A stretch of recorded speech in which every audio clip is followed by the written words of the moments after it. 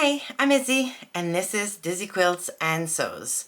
Welcome to episode 105 of Friday Sews.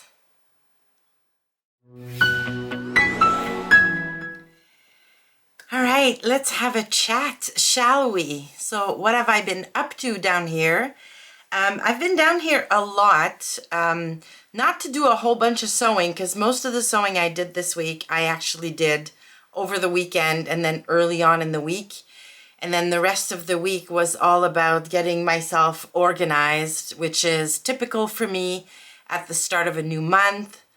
I like to look ahead and, anyways, you know how I am with my lists and my planning. So I finished two things. The first thing I finished is a quilt top, and I finished it during the virtual sewing social, that's a mouthful, I attended on Saturday, and I'm going to tell you a little bit about that later on. But here it is. I'm going to take it off. I have it on a hanger right now. I'm going to see if I can show you most of it. Oh my gosh. Oh gosh, it's so big. I don't know how much of it you're going to see.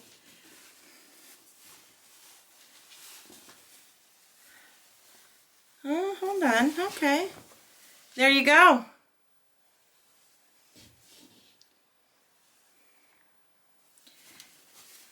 So all shades of pink and purple.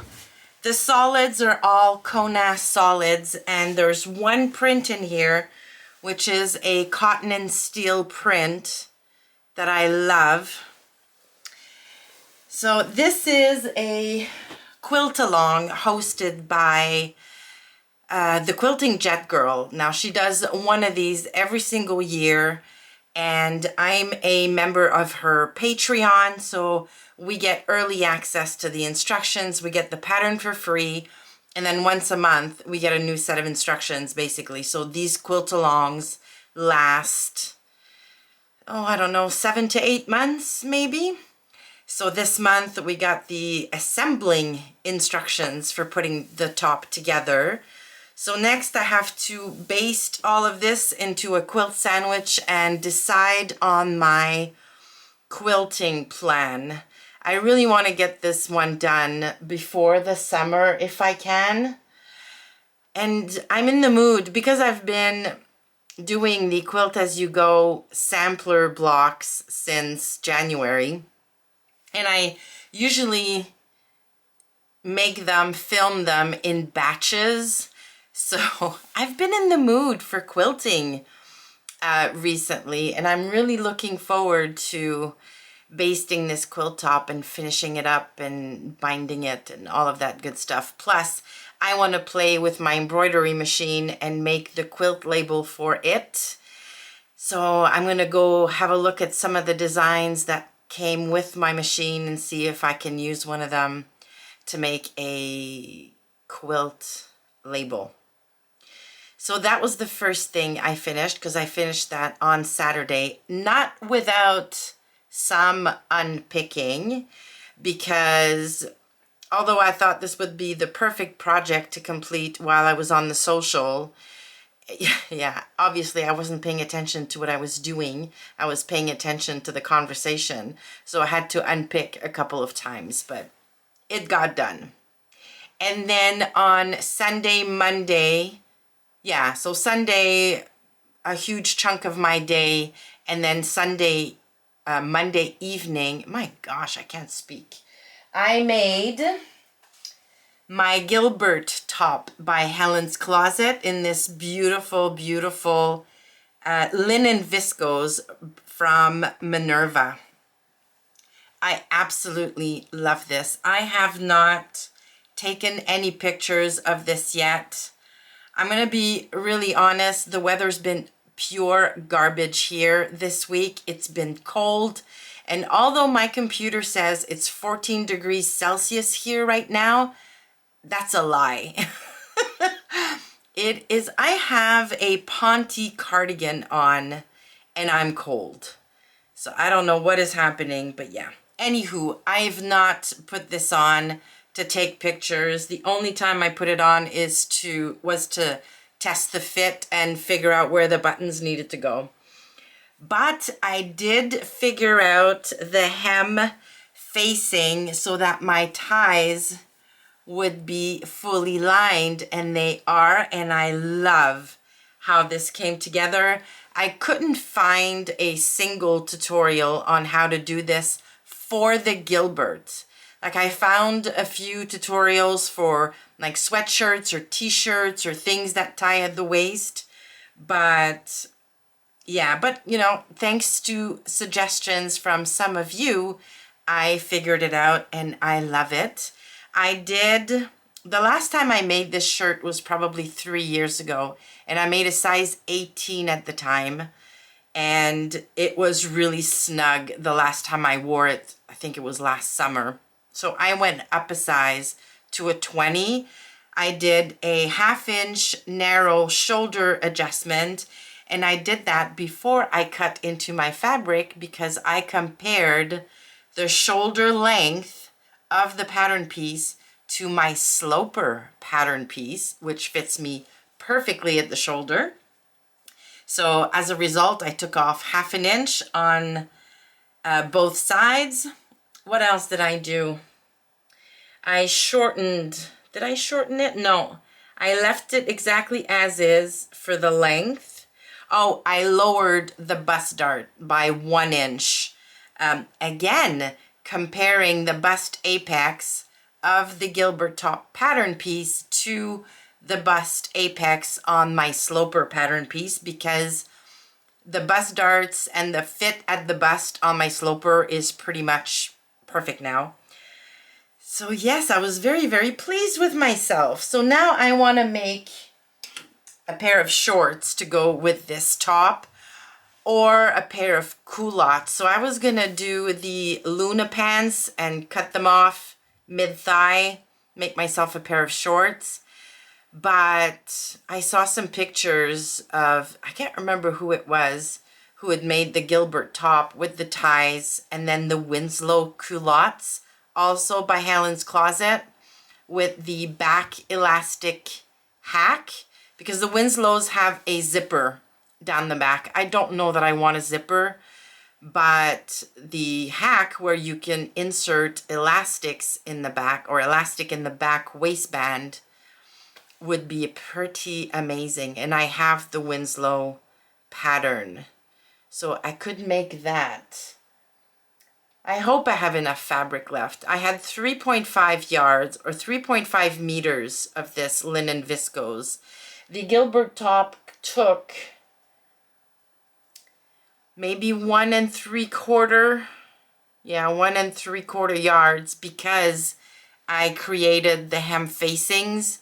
I needed more fabric than what the pattern called for.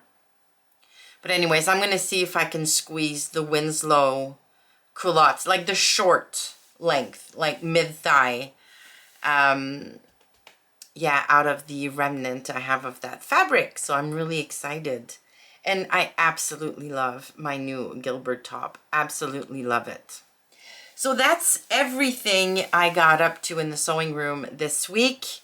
For next week, I have one plan, and one plan only. I need to get this done.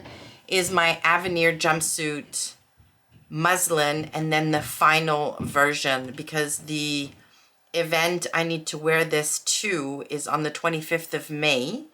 And I really don't like being at the last minute. So I really want to have my jumpsuit finished.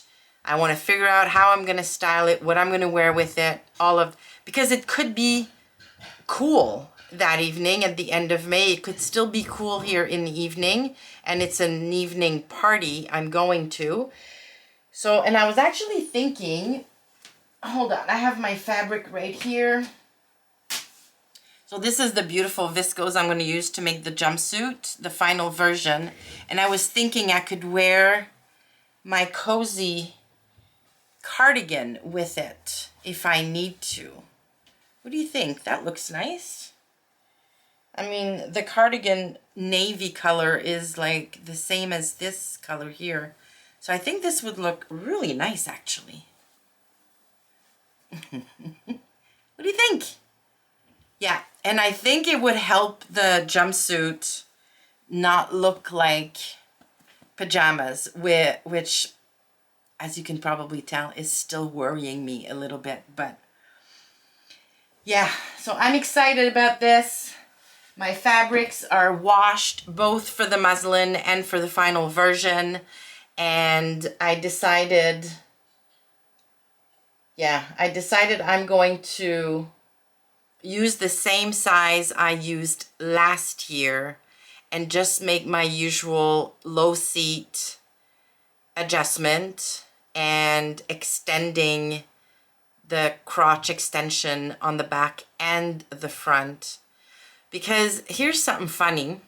Somebody asked me last week, and I'm so sorry, I forget who it was now, what adjustments I had done to my Luna pants to make them fit me so well. And I couldn't remember because I didn't write down on my pattern piece what I had done. So I went back to last year to one of my Friday Sews videos and watched the video where I talk about what I had done to my Luna pants.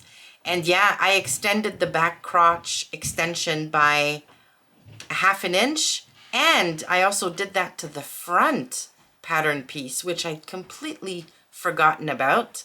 And then I added a 1/4 inch down each side of the back pattern piece, not the front. And that's not marked on my pattern piece because what I did is I put my pattern piece on the fabric and then cut a 1/4 inch away from it.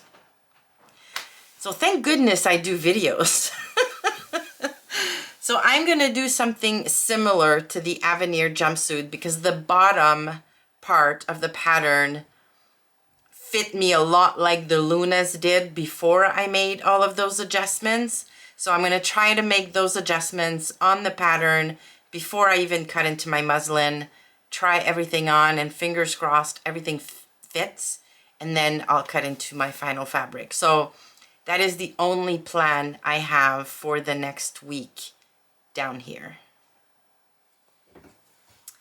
As far as life, well, things were busy this week with work and everything else going on, but yeah, it was a good week. Me Made May started, and I'm anxious, well, not anxious, I'm excited because I decided, although in my May plans video that went up on the channel earlier this week, I said I didn't know what I was going to do for Me Made May, and I wanted to go with the flow.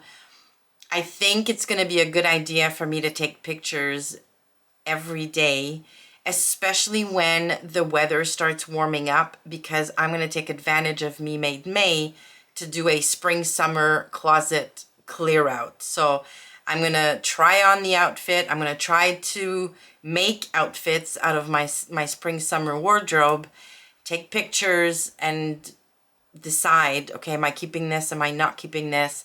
And then at the end of the month of May, identify any gaps that I might need for the rest of the season. Yeah, because even at the end of May, I'll still have June, July, August, probably September, where the weather's going to be warm enough to wear spring, summer clothes. So that's my plan for Me Made May. Like I said at the beginning of the video, or earlier in this video, I attended the Sequin Girly Creates virtual social on Saturday, and it was nice. I mean, it was a large group of people. I didn't realize, like, it was over 20 of us logged on, like, when it started, basically. And a lot of them knew each other, I guess from attending her socials on a regular basis, or just because they know each other. And I'm not the, yeah, I'm just, anyways, I'm not the kind of person who's just gonna, you know, start a conversation or jump into a conversation when I don't know anybody. That's just not me. So I had my camera on, but I was on mute and I was sewing, and just the fact that I was listening to the conversation sort of felt like I was amongst sewists and having a social, basically. Sam did send us into smaller breakout rooms at one point, and that was fun, because then there were like 5 or 6 of us in a very small group, and then we had a real chat, which was nice. But yeah, the rest of the time I was basically on mute and just listening to what was going on in the social. I don't know that I'm going to attend. I might attend again. I don't know. Obviously, there's a cost to attending. It's not a lot of money. Definitely not a lot of money. And, you know, I'm not saying there shouldn't be a cost, because Sam does incur costs for hosting these, so that's fine. But I don't know that I got that much out of it that I would want to do it again. But maybe. I don't know. We'll see. So that was my experience with Sam's virtual social. And I think that's going to be it for me this week. I completely forgot to look at what the question of the week was.